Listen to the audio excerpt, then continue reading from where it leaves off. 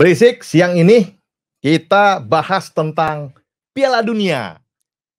Telah hadir bersama kita di studio pada siang hari ini Bung Suryansah, Pemret Monitor Depok. Apa kabar Bung Suryansah? Alhamdulillah, sehat-sehat saya. Alhamdulillah, tos dulu kita. Biasanya kalau kita bicara olahraga harus ada salam olahraganya. Salam olahraga. Nah, jaya. Bung Suryansah, ini tahun kesedihan bagi Indonesia. Iya. Ya kan? Karena ternyata Indonesia gagal nih. Iya. Untuk sampai di final Piala Dunia usia 17. Kemarin ditekuk, belum lama ini, bukan kemarin ya, belum lama ini, 16 tapi November ya. 16 November ditekuk 3-1 oleh Maroko. Marokonya pun dikalahkan oleh Mali yang lolos ke semifinal. Ya. Ya kan? Nah, kita ulas nih Bung Suryansah, kok bisa kalah Indonesia nih? Ya, sebenarnya bukan kalah sampai terhenti di babak penyisian grup lah. Jangan mimpi untuk sampai ke final dulu gitu loh. Jadi belum dikasih mimpi. Mimpinya masih panjang nih. Mimpinya masih panjang. Anak-anak U17 ini boleh dibilang kaget lah tampil pertama kali langsung di Piala Dunia U17. Saya pikir ini juga sebuah blessing ya. Setelah kita gagal menjadi tuan rumah Piala Dunia U20. 20 sorry ya. Yang berbau mungkin ya karena berbau politik kan, karena Israel tidak bisa dilarang tampil di Indonesia. Walaupun sebenarnya Israel punya hak untuk tampil pada saat itu karena kan lolos mendapatkan tiket untuk tampil di final di Indonesia.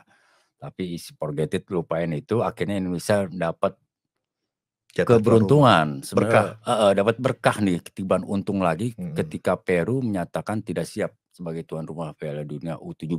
Banyak lobby-lobby itu. Banyak lobby-lobby. Ya, sukses Indonesia. Sukses, boleh dibilang sukses lah Erick Thohir pada saat itu ya. Sebagai ketua umum PSSI ya. Nggak entah gimana tiba-tiba tua FIFA itu memberikan kepada Indonesia slot tuan rumah kepada Indonesia. Jadi secara otomatis Indonesia, timnas U17 Indonesia berhak menjadi selain tuan rumah juga berhak untuk tampil ya, timnya gitu. Jadi persiapannya memang boleh dibilang ya ekstra cepat cuman berapa bulan lah. Termasuk kilat ya, Bung? Kilat, betul. Sekitar dari bulan Juli ditunjuk jadi tuan rumah. Kebut langsung nyiapin stadion, nyiapin tim kan. Seleksi dulu kan macam-macam tuh, ada seleksi dari 30 pemain kemudian jadi 24 kemudian berbentuklah tim inti yang seperti yang sekarang ini gitu loh.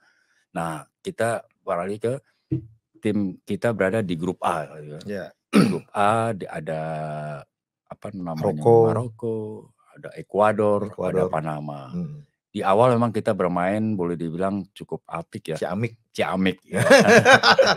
Dengan skor identik ya.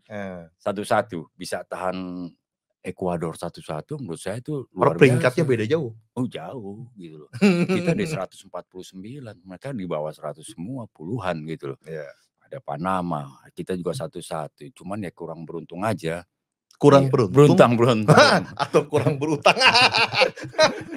Ya, supaya kita nggak boleh mengkritisi lebih dalam untuk timnas U17 ini yang boleh dibilang mental anak-anak ini kan masih labil ya. Jadi kalahnya boleh dibilang ya secara permainan sih menurut saya bagus. Cuma kalah ini kayaknya kalah fisik. Kita secara fisik kita kalah psikologis ya, juga ya. Secara psikologis ya kita udah kehabisan tenaga. Di waktu ngelawan Maroko kalah 3-1, saya melihatnya di 5 menit awal saya ngelawan permainannya. Tapi setelah itu kedodoran terus, dikurung terus, kita nggak punya nggak punya peluang yang maksimal gitu dari berbagai sisi. Yang gol satu-satunya itu kan lewat tendangan bebas. Bola mati.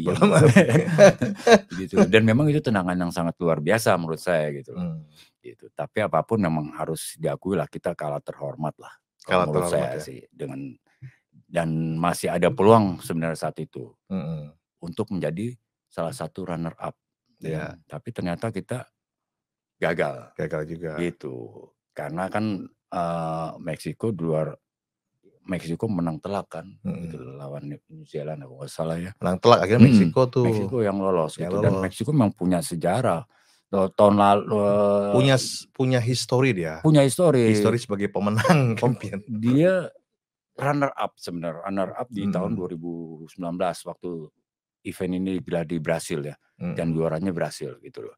Dan memang secara keseruan sih kita masih jauh lah kelasnya. Kelasnya jauh tapi bisa masuk pun sebetulnya dan bertanding sampai terhenti oleh Maroko itu sebuah prestasi ya? Ya kalau menurut saya sebuah prestasi walaupun skornya 3-1 dan ada perlawanan walaupun bertahan ya. Gitu. Tapi biasanya komentator lebih jago daripada yang main. Biasanya seperti itu. Gitu.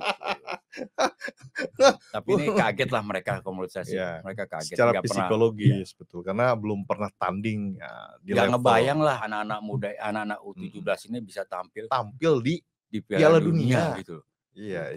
Siapa ini kan mimpi menurut saya gitu. Mimpi iya. Di Piala waktu kualifikasi Piala Asia aja kita nggak lolos kok. Iya nggak lolos. Kita kalah 5-1 lawan Malaysia untuk mencari itu bukan mencari runner up terbaik. Nah ada slot 6 waktu itu, tapi kita kalah. Indonesia di urutan ke-7 dalam posisi runner up terbaik. Jadi bagaimana untuk Asia aja kita nggak bisa, tiba-tiba tampil di Piala Dunia. Yang gitu. Ketemunya sama yang langganan Piala Dunia. Piala Dunia semua ini gitu. Iya kan? Gitu. Iya. Maroko kan langganan Piala Dunia, beneran. Iya beneran, Panama, Ekuador. Belum pernah tampil di Piala Dunia, ketemu sama yang langganan Piala Dunia. Jadi ya 3-1 pun buat Meksiko itu, buat Maroko itu ya sudah inilah, sudah merupakan titik tonggak ya. Titik tonggak. Luar biasa memang. Tapi memang Indonesia agak aneh nih. Lebih ramenya bukan pertandingannya, lebih ramenya malah stadion yang tenggelam lah, kehujanan lah. Ini menurut Bung Suryansyah gimana nih? Kok Jis bisa kerendam air gitu? Sampai ada hoak tuh. Hoak dari apa? Dari ini ya, yang FIFA ngomongin soal itu hoak itu. Ternyata hoak. Iya. Dibilang memalukan gitu. Memalukan Indonesia, lapangannya memalukan itu kan hoak. Apalagi pertandingan besar sekelas Argentina melawan Brasil ya di perempat final gitu loh. Malah lebih ramai itunya. Lebih ramai itunya dan ternyata itu bukan suara bukan dari ke Inggrisnya beda. Permainan EI itu kan. Itu Bung Suryansyah, menurut Bung Suryansyah sendiri gimana tuh kok Jis bisa kebanjiran gitu? Bukan kebanjiran, tergenang ya. Tergenang. Kalau banjir kasihan juga di banjiran. Tapi memang kehadiran Jis ini, terpilihnya Jis sebagai salah satu stadion dari 4 stadion tuan rumah penyelenggara kejuaraan dunia Piala Dunia U17 ini kan sempat juga rame gitu. Diributin. Tidak layak lah. Ternyata karena rumputnya ini, padahal pembangunan Jis itu dengan biaya termasuk paling besar ini 4 triliun bayangin aja untuk bangun yang stadion mega ini gitu. Ini salah satu stadion yang ikonik terbaik terbesar juga di Asia Tenggara salah satunya gitu. Ikonik bener gitu. Dan itu kayak Allianz Arena bisa buat tutup sebenarnya. Allianz Arena bisa tutup itu. Bisa buat tutup. Saya pernah di sana waktu itu waktu Piala Dunia 2006 kan. 2006 sempat nonton tuh. Sempat nonton di Allianz Arena. Jadi betul bisa tutup ya? Bisa tutup, buka tutup memang Allianz Arena. Tapi kemarin nggak kelihatan ya. Kemarin kenapa nggak ditutup? Nah itu dia, saya nggak tahu itu pertanyaan.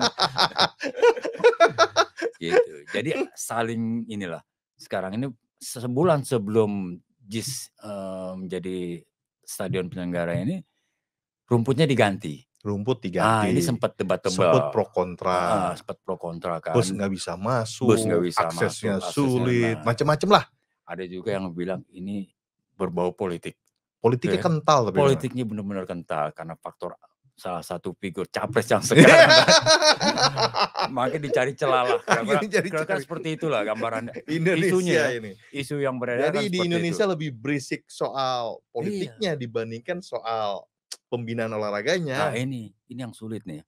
Ternyata gimana kita mau maju? Gimana mau maju ya? Semua dipolitisir ya. Gitu loh.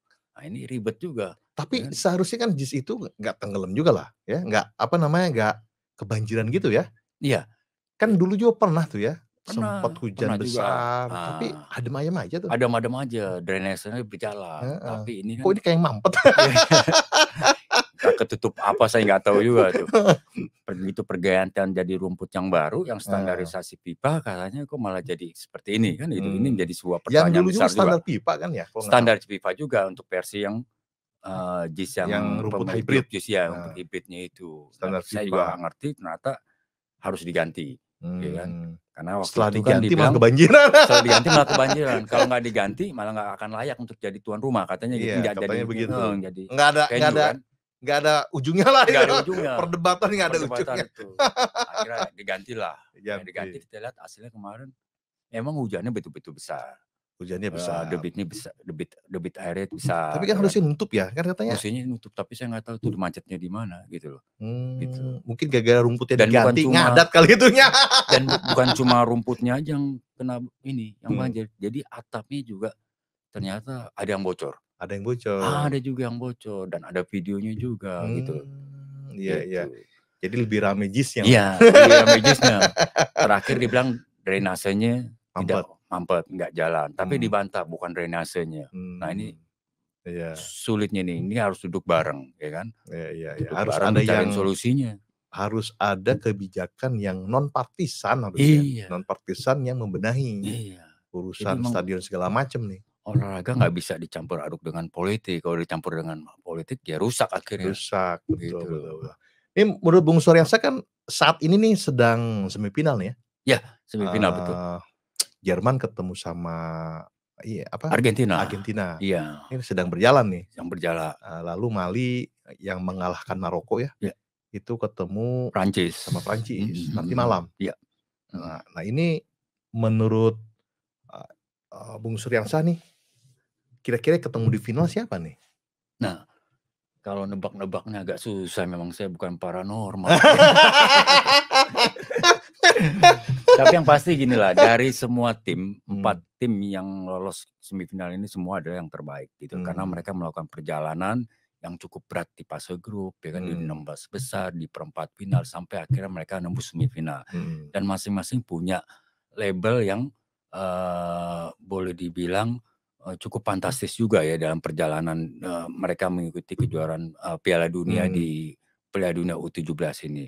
Memang dari satu-satunya 4 kontestan ini Prancis satu-satunya tim yang pernah juara. Ya, itu 2001. Tapi tim-tim yang lain seperti Jerman itu pernah menjadi peringkat 3, peringkat 4 gitu loh.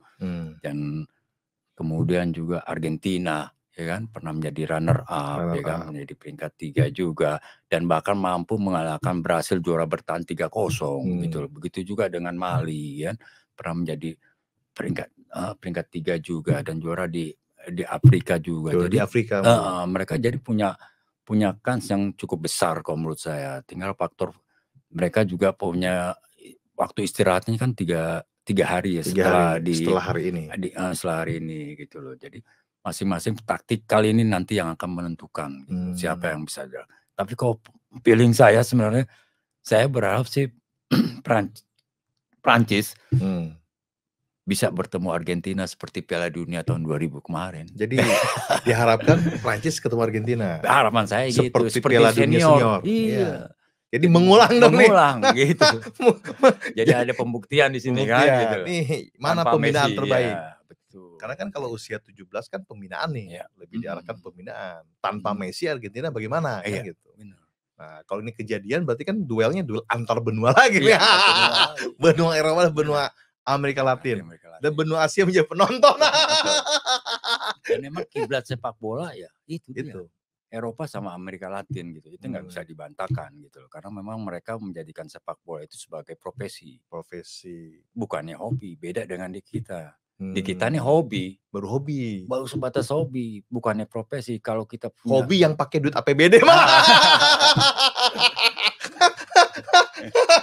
Iya kan? Ya, padahal kan banyak klub-klub ya untuk bicara untuk U17 ini kan sebenarnya cikal bakal untuk proyeksi ke depan, untuk timnas gitu loh. Nah, tapi kan kompetisi yang kita ada untuk pembina di level itu boleh dibilang masih minim, walaupun kita punya EVA, Elite Pro Academy, yang punya PSSI ini yang soal kompetisi U16, U18, U20 gitu. Ada lengkap ada sebenarnya, tapi sasarannya setelah itu untuk mau masuk ke senior itu agak berat dan susah gitu loh. Gitu. Nah, itu yang menjadi kendala gitu loh. Nah, beda dengan 4 negara ini yang mereka masuk sudah semifinalnya udah punya sistem kompetisi yang baik gitu sudah punya klub. Iya, udah punya klub. Jadi diadu terus tuh usia 16, usia 17, usia 20, usia 23. Dan ada kompetisi yang berjenjang gitu untuk proses masuk ke level junior, level middle, level senior. Dari situlah. Nah, kita nih belum menurut saya belum gitu loh. Jadi memang olahraga ini nggak bisa instan ya, nggak bisa bola. Proses itu. Tapi kan kalau kita bicara instan atau tidak instan, Bung Suryansah, Indonesia ini kan punya Kemenpora. Iya. Saya yakin Inggris nggak punya Kemenpora. Iya. Jerman nggak punya Kemenpora, Prancis nggak punya Kemenpora, Argentina nggak punya Kemenpora. Indonesia punya Kementerian Pemuda Olahraga khusus. Tapi kok nggak pernah jadi juara dunia? Jangan jadi juara dunia. Ikut tanding di Piala Dunia aja. Babak penyisian belum nih. Ini menurut Bung Suryansah gimana nih? Ada salah nih? Kayaknya ada yang salah dengan Kemenpora kita ini. Kemenpora kan nggak bisa menggelar kompetisi, ya kan? Itu kalau untuk bicara sepak bola adalah PSSI. Kemenpora sebagai kebijakan aja, political will-nya lah dari sana. Nah, saat ini Kemenpora itu punya program yang namanya DBON. Desain Besar Olahraga Nasional Indonesia. Itu dicanangkan waktu zamannya Zainuddin Amali kalau nggak salah. Ya betul, Zainuddin Amali, dan ada keluar Kepresnya juga ya, Kepres 18 tahun 2021 saya ingat. Saya lupa ingat, nanti bisa Desain Besar Olahraga Nasional. Baru tuh. Baru ada sejak 14 cabur. Berdiri. Ya. Ada 14 cabur kan. Gitu. Di luar sepak bola, karena sepak bola tidak masuk itu. Nggak masuk gitu. Karena masuk cabur-cabur Olimpik yang masuk, yang utama yang bisa proyeksinya di Olimpiade. Gitu loh. Kenapa? Salah satunya bulu tangkis. Salah satu bulu tangkis. Kenapa sepak bola nggak masuk? Karena sepak bola ada lagi tersendiri, gitu loh. Karena dia mempunyai animo yang cukup besar, paling populer di Indonesia, gitu loh. Jadi ada stepnya sendiri, gitu kan. Ada aturan-aturan sendiri khusus untuk sepak bola, gitu loh. Nah, sayangnya program itu saya nggak tahu sampai sejauh ini berjalan di mana gitu kan, karena Pak Amalinya kan udah loncat ke PSSI. Jadi waketum. Jadi waketum di PSSI. Jadi waketum. Mundur kan dari Menpora. Dari Menpora mundur jadi waketum PSSI. Waketum PSSI saya juga bingung nih. Kok bisa sampai segitunya gitu membelain PSSI, padahal kalau secara jabatan lebih tinggi menteri loh dibandingin PSSI kan. Menpora kan jadi pembina seluruh cabang olahraga. Kalau waketum PSSI kan hanya di bawahnya. Di bawah Erick Thohir. Gitu. Saya nggak tahu politik apa sasaran yang dilakukan oleh Pak Amali. Tapi dengan mudah-mudahan dengan menteri yang baru ini bisa melanjutkan dan fokus pada proyeksi DBON yang sesungguhnya nanti 2045 kan. Menurut Bung Suryansah, ini kan Kemenpora, dengan adanya Kemenpora kan ternyata tidak mendongkrak prestasi olahraga juga nih di Indonesia. Apa perlu dibubarkan aja tuh Kemenpora? Ya kan, yang bisa bubarin kan zamannya Gus Dur dulu. Tapi kan bukan Kemenpora yang dibubarin. Iya, bukan Kementerian. Dulu kan yang dibubarin itu kan Kementerian Sosial sama Sosial. Kementerian Penerangan. Departemen Penerangan. Tapi ada lagi tuh. Muncul lagi. Itu tergantung kebijakan presidennya nanti siapa kan. Iya. Nah, ini bisa aja gitu kan urusan presiden nanti. Presiden the next The next 2024 siapapun terpilih ya. Tapi kan kita kalau berkaca melihat prestasi olahraga nih, yang lolos semifinal saja nih, itu negara Jerman, Prancis, Argentina, dan Mali. Ini empat-empatnya nggak ada kementerian olahraga sebetulnya, tapi mereka bisa berpentas di panggung Piala Dunia usia 17. Apalagi kalau Argentina, Prancis, Jerman kan langganan Piala Dunia senior ya. Langganan finalis tuh masuk babak penyisihan biasanya kan mereka itu, bahkan pernah jadi juara dunia. Ini Indonesia agak lama nih, padahal dulu pernah tembus juga ya Indonesia jadi masuk Piala Dunia tuh waktu era Soekarno ya kalau nggak salah. Era Belanda. Nyaris. Kita kalah sama Rusia waktu itu. Waktu itu kalah sama Rusia. Uni Soviet ya, bukan dulu belum USSR ya, Uni Soviet. Kalah kita. Nyaris gitu, ya, masuk. Nyaris masuk. Selangkah lagi kita Selangkah lagi ya. Gitu. Ini banyak yang memang animo masyarakat Indonesia kan terhadap bola ini tinggi banget ya. Betul. Saking tingginya, makanya banyak dipolitisasi kan, begitu. Menurut Bung Suryansa gimana nih? Soal apanya nih, politisasinya itu apa nih? Antara politik dengan Piala Dunia. Kan banyak masyarakat Indonesia kan cinta dengan bola nih. Bener. Gandrung dengan bola kan. Ya olahraga paling favorit lah di Indonesia. Favorit, banyak paling penggemarnya. Jadi dari 267 juta, 270 juta jiwa. Menurut survei itu sekitar separuhnya atau 60% itu adalah penikmat sepak bola. 60%-nya. 60% itu adalah penikmat sepak bola.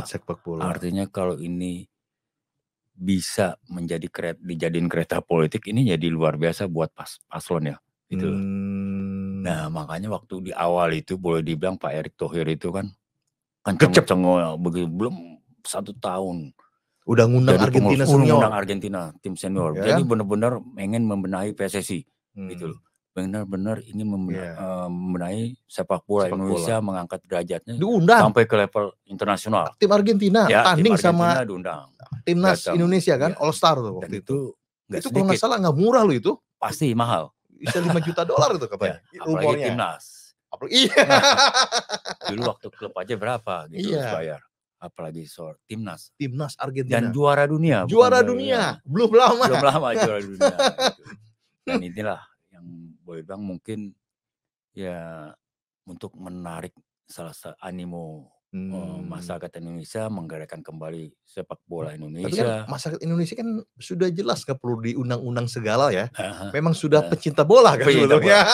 Tapi memang beda kalau menyaksikan langsung ya. Nah itu bisa dilihat di situ di lapangan. Jadi orang seneng lihat langsungnya gitu, animo seperti apa, euforianya gimana, permainannya gimana. Gagal datang. Ya walaupun Messi gagal datang, walaupun di Cina dia sempat datang kan, di Indonesia nggak datang. Tapi kan tetap juara Piala Dunia. Juara Piala Dunia dan banyak pemain terbaiknya juga datang kan, walaupun tidak ada selain Messi nggak ada juga Di Maria juga nggak ikut juga waktu itu. Gitu. Tapi animonya kan luar biasa. Ini gebrakan dari seorang Erick Thohir, gebrakan awal. Dan waktu itu juga kita bisa ngelihat kan bagaimana di media semua berita soal PSSI pasti Pak Erick yang bicara. Gitu. Pak Erick jubirnya Pak Erick terus pokoknya. Gitu. Tidak ada, ini sangat berbeda dengan periode-periode sebelumnya. Gitu loh. Justru yang sekarang yang tampil di muka adalah ketum. Wah itu. Saya nggak tahu apakah ini memang menjadi bagian sesuai pertanyaan tadi politik. Apakah ini bagian dari memang kereta buat beliau untuk menjadi yang digadang-gadang menjadi tapi kan cawapres. PSSI kan walaupun akhirnya gagal kan. Presiden. Nggak bisa ngusung presiden, bukan partai politik. Tapi kan ada partai yang mengusung waktu itu kan PAN waktu PAN gitu. PAN yang sempat menawarkan Pak Erick menjadi kalah bersinar. Soalnya yang dilawan anak presiden. Dan itu juga di ujung-ujung kan. Gitu. Sejak itu tiba-tiba raib ya. Suara Pak Erick udah nggak ada lagi. Saya juga nggak tahu kenapa gitu. Seperti tertelan bumi kan. muncul lagi ngurusin bola tuh. Mungkin lagi fokus di Piala Dunia U17 ini yang sebentar lagi masuk di final kan, tampil di final terakhir tanggal 2 Desember nanti. Mungkin gambaran saya gitu. Walaupun terakhir sempat ada sinyal juga nih. Kita sempat berpikir wah Pak Prabowo datang ke rumah Pak Erick. Jangan Mas Gibran nanti ketika ditolak sama MK muncullah Pak Erick sebagai pemain cadangan. Pemain cadangan. Tapi memang banyak publik yang mengira begitu. Bahkan berbagai survei itu elektabilitas Pak Erick sebagai cawapres tertinggi di Jawa Timur juga tertinggi. Main Kofifa 17, sekian gitu. Mengalahkan Sandiaga. Kalau nggak salah Gibran tuh malah urutan kelima. Jauh. Nah, ini coba kan faktor luck ya. Seperti pertandingan Indonesia lawan Maroko. Faktor luck. 3-1. Menurut saya seperti ini F1 balapan apa GP motor menyalip di tikungan. Bisa jadi seperti itu. Iya. Diper dulu. Tetap beres di tikungan terakhir disalip kan lewat. Ini balik ke Piala Dunia nih. Ya, baik, siap. Bung Suryansa nih. Menurut Bung Suryansa sebagai penikmat bola nih. Iya. Kan Bung Suryansa dulu kan pernah jabat ketua Siwo ya? Enggak, saya sekretaris Siwo Sekretaris Siwo kan? Siwo Pusat kan? Iya, betul. Sekretaris Siwo Pusat, terus pernah ngelola media khusus bola ya kan? Dulu di Tabloid Go ya. Top score ya kan? Jadi bagian kecil lah dari bagian mereka. kecil lah dari itu kan. Nah, menurut pandangan Bung Suryansa untuk membenahi bola nih di Indonesia gimana nih supaya bisa tampil di Piala Dunia? Ini susah juga ya sebenarnya pertanyaan lalu juga begitu juga tuh dari tahun ke tahun. Tapi akhirnya kita nggak bisa juga. Nah, saya nggak tahu. Memang menurut saya banyak hal yang harus dibenahi. Tapi kalau bicara soal stadion, dulu bilang infrastruktur kita nggak punya. Sekarang dibenahi loh banyak. Sekarang infrastruktur Jakarta aja ada 2 menjamur standar internasional. Gitu loh. Ya kan kita kebanjiran justru. Bandung infrastruktur standar internasional. Ada 2. Cibinong punya. Pakansari. Ya kan? Surabaya, Solo, semua Palembang. Boleh bilang. Bahkan di Papua ada stadion yang kemarin dipakai buat PON. Ya, kalau infrastruktur kita cukup gitu loh. Tapi kita nggak punya yang namanya untuk tampil di Piala Dunia itu kan ada step-stepnya. Ya kan? Step-stepnya. Ada step-stepnya dong. Kita juara Asia Tenggara dulu, ya kan? Ya. AFC dulu lah. AFC. Kita nggak pernah juara. AFC nggak pernah. Nggak pernah. Piala AFF, ya kan? Gitu AFC loh. Itu kita selalu kalah oleh Thailand. Thailand. Kemudian kita baru bisa tampil dapat emas kemarin di Kamboja. Ya kan? U22. Ya kan? Setelah 32 tahun puasa. Ya kan? Habis itu baru kita harus melangkah ke Piala Asia. Ya kan? Asia. Nah, kalau udah bisa melangkah Piala Asia, ini rutenya juga banyak. Piala Asia panjang juga. Persaingannya cukup berat. Asia ketemu Jepang. Kita ada Jepang yang langganan, ya kan? Peringkat 16 dunia. Ada Korea, ada Cina, ya kan? Ada Cina. Belum ada negara-negara Arab, ya kan? Arab Saudi, Iran, gitu loh. Banyak yang Uni Emirat Arab. Banyak sekali yang kita harus bisa di sana. Nah, di proyeksinya kalau menurut saya adalah kita pembinaan di sini nih. Dari usia muda, dari U17 ini, gitu loh.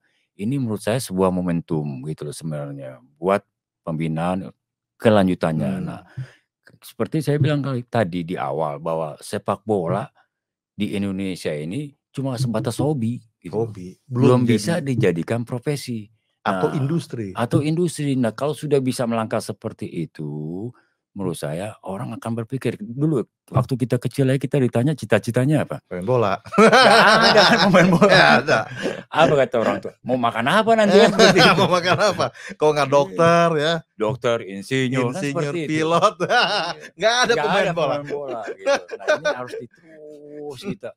Ya, disesali ini, disempali seperti ini gitu masyarakat Indonesia, orang tua harus menyadari juga gitu. Jadi merubah hanya sekedar level hobi, menjadi level profesi, apalagi industri, itu perlu step yang panjang. Harus ada keyakinan dari orang tua juga, dari anak yang bersangkutan juga gitu. Jadi tugas berat lah buat Erick Thohir ya? Tugas berat tentu buat Erick Thohir sebagai ketum PSSI ya kan. Dan dia harus sabar. Benar, dan memang proyeksinya itu kan jangka panjang. Nggak bisa instan gitu. Nggak bisa instan dipetik langsung. Nggak bisa. Dan dari sini dulu kita pernah punya tim Primavera, ya kan? Berarti di Italia gitu loh. Iya dulu zaman Kurniawan, Bima Sakti yang menjadi pelatih, ya kan? Pelatih timnas U17 gitu. Sempat meroket berapa bulan mereka di sana. Angkatannya Del Piero. Del Piero bisa langsung melejit ini, sementara mohon maaf, yang lain-lainnya dari tim Primavera kita sendiri langsung tenggelam setelah itu. Karena jenjang untuk masuk ke tim senior ini yang susah gitu loh. Dan harus ada teknologi juga di situ. Harus ada fisioterapi juga, ya kan? Tidak sekedar teknik, tidak sekedar fisik. Fisik aja kita secara fisik kita masih kalah. Habis, banyak kehabisan tenaga. Kita bisa bermain cuman berapa menit. Fisik. Iya. 30 menit kita masih bisa kencang mungkin. Tapi setelah itu terjadi penurunan. Apalagi masuk di babak kedua. Lihat di U17 kemarin. Kita dipraktis di babak kedua. itu terkurung, kunci separuh lapangan, baik melawan Ekuador, lawan Panama, dibombardir, lawan Maroko. Jadi 3-1 saja sudah keajaiban. Saya pikir sudah cukup bagus ya. Kalau melihat ya tontonannya digedor begitu ya, dikurung setengah lapangan itu sudah sebuah keajaiban sebetulnya. Kita lihat anak-anak mainnya semangat banget, anak-anak U17 ini gitu.